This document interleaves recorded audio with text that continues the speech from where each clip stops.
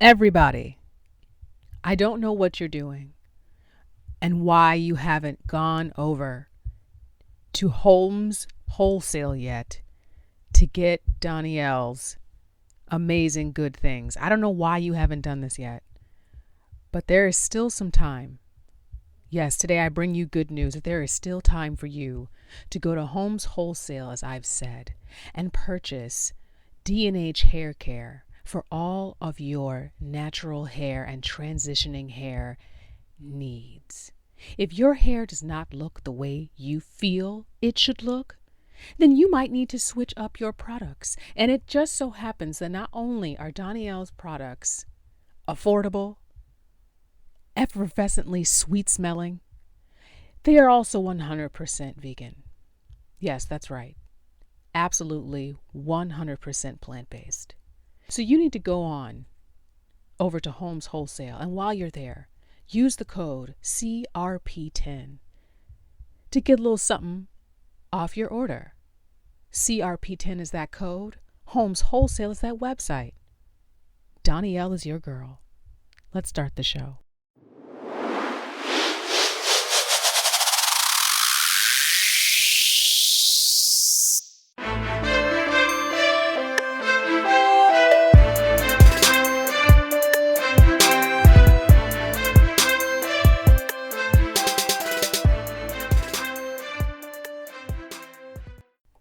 Hi everyone, welcome back to another episode of the Crossroads Podcast. This is the show for and about environmental justice and those who fight the fight with skin as melanated as the days are long. Knowledge is power, and we are breaking down stereotypes one episode at a time. I am your host, Rashida Green. This episode is kind of a follow-up to the power episode with my podcast sisters Erlene and Janae from Shall We Proceed and Confessions from the Red Couch podcast, respectively. In regards to energy, we talked briefly during that episode about how power companies are asking for astronomical fees for their energy. And we wanted to talk a little more about that today. But before we get there, we're going to give some flowers. So today I'm giving flowers to a woman named Jackie Patterson. I read her essay in the collection All We Can Save, which is edited by Ayanna Elizabeth Johnson and Catherine Wilkinson. And Jackie is the senior director of the NAACP's Environmental and Climate Justice Program. And in her particular essay, she explored her personal experience and how it's led her down this journey of environmental justice and pushing the movement forward. And she actually quoted two more people that I'm going to give flowers to, Dr. Robert Bullard and Dr. Beverly Wright. And I'm giving them flowers because, they are the OGs of the environmental justice movement. So Jackie Patterson is an amazing person. Please follow her. Please check out the book, All We Can Save, and read her essay and read the other essays as well. They're very good. So energy. So when we talk about energy, we're really talking about electricity. And as we've talked about on this show before, electricity is generated by power plants, and that's through the process of combustion. And the energy that's created is moved through transformers and power lines on an energy grid. And you all may have heard of that term, the grid, before, and that's what it's in reference to.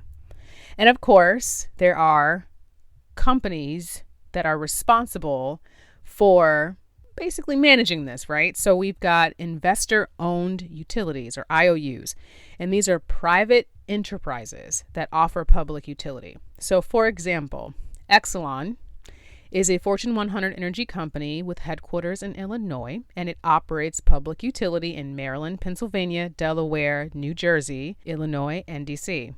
And it acquired Pepco Holdings in 2016, and everyone who's in the DC metro area is familiar, for better or for worse, with Pepco. So the problem, unfortunately, and no surprises, with a lot of these companies is they're driven by money and not so much the people that they serve. And, we've seen several examples of this in the episode with Janae and Erlene. we talked about the blackouts. They said that they were supposed to be rolling blackouts, but according to the ladies, they said that's not entirely the case. And, from the news, we can see that Governor Abbott of Texas is demanding an investigation into the Electric Reliability Council of Texas, or ERCOT. I've done some research on this to kind of prepare previously, and it's pretty interesting. I definitely think I'm going to explore this some more. But in essence, ERCOT is considered to be a nonprofit. It's a 501c4, and that's like homeowners associations and like volunteer firefighting organizations. It's actually unique. It's the only entity that has this type of status. And so ERCOT is claiming that they have immunity from being sued. Also interesting in Texas is there was no mandate for power plants to winterize their facilities. And that's in part due to the fact that there's a lack of proper regulation in Texas. And we also, and from the news, if you paid attention or seen, you can see that a company referred to as Giddy Energy was having people or charging people $7,000 for their energy bills. And I can tell you, that's not getting paid. That's insane. And this energy company is actually blaming the Public Utility Commission of Texas, I guess PUCT. And PUC actually regulates the state's electric, water, and telecom utilities. And PUC directs or allowed ERCOT to increase the energy rates.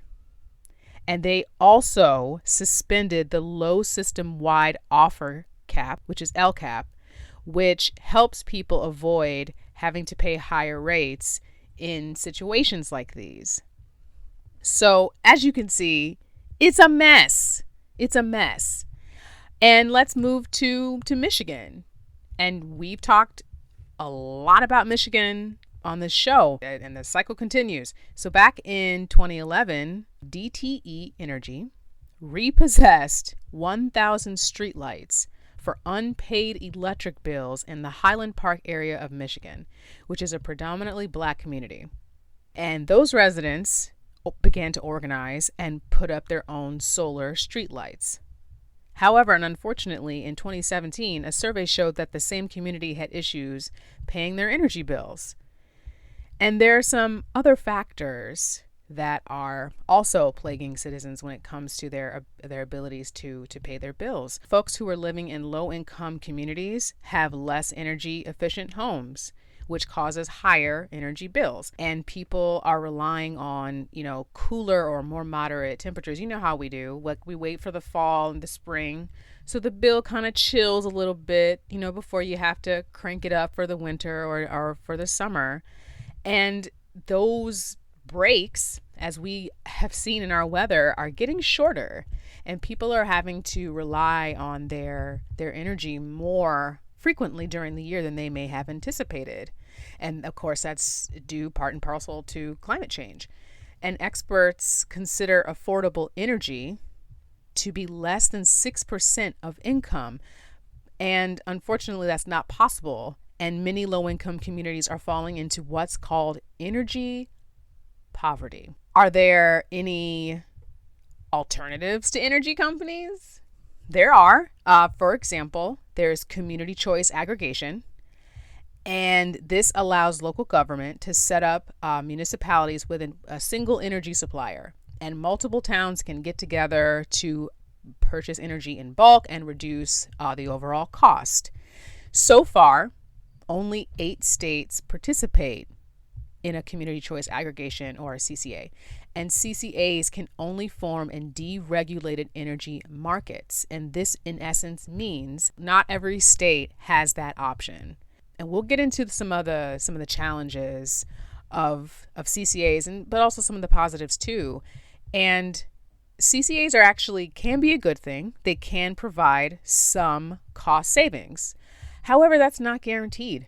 Costs are generated from the previous year's energy bill and maybe lower by comparison, but not really. It's also possible that there are certain green programs that are offered by energy supply companies that are actually more expensive than just the regular standard plan that's offered. And so it's possible to have a CCA and save some money, but it depends. And CCAs are also a good way to create a path towards clean energy. Communities can decide to adopt a community solar program too. That's also something that they can do. However, CCAs are difficult to start. Local governments have to pass laws to allow folks to have that option. And I can tell you, in the state of Maryland, last year, I believe, we tried to get some legislation passed about CCA. And I'd have to do some more investigating to see where that stands. But I don't think it went anywhere. And when we talk about community solar, what that looks like, a community solar program, actually, again, in Maryland is currently going through a 7-year community solar pilot program. And basically, the solar panels can harvest the solar power, which is routed through the local public utility, and then there's a credit on the energy bill. So that's an option as well. Now, we're entering into the crossroads. We've talked about energy. We've talked about how it's disproportionately impacting low-income communities. We've also talked about the issue in low-income communities of their proximity to the very thing that is supposed to be supplying them their energy, and that's the power plants. Because we know, as I have said several times, low-income communities are often the sites of environmental burdens because the people, so energy companies, these places believe, are not going to fight back. And by the time they fight back, it's probably too late. We've also talked on this show before about environmental racism. And I just think, in light of the complete and utter audacity, but nothing really out of the ordinary, we're gonna take a little dive into the deep, vast oasis, if that's what you want to call it. It's more like turning on a fire hydrant of environmental racism. Walk with me. Environmental racism, as defined by Dr. Robert Bullard, the absolute GOAT, in his essay, Dismantling Environmental Racism in the USA, it is in any environmental policy, practice, directive that creates disadvantages, whether they were intended or unintended, that are reinforced by government, legal, economic, political, and military institutions. It is a combination of public policy and industry practices to provide benefits to white people and shift the cost to people of color. And I feel like the only appropriate thing to say after that is period. And we can see this in Michigan, right? When I've talked about Michigan, I've talked about how abundant it is in fresh water. The Great Lakes is the world's largest freshwater system. I also have talked about the fact that Michigan has a very serious water and sewer infrastructure gap. And you're probably like, girl, yes, it does. And, when we're talking about issues with energy and how Wayne County residents, Wayne County is in Michigan, are having issues paying their bills, and they are not alone. Texas is another example. And this is not just limited to the Black community in Texas, and it's not necessarily limited to only the Black community either. However, we know that this is not Michigan and Texas are not the only states where these problems are occurring.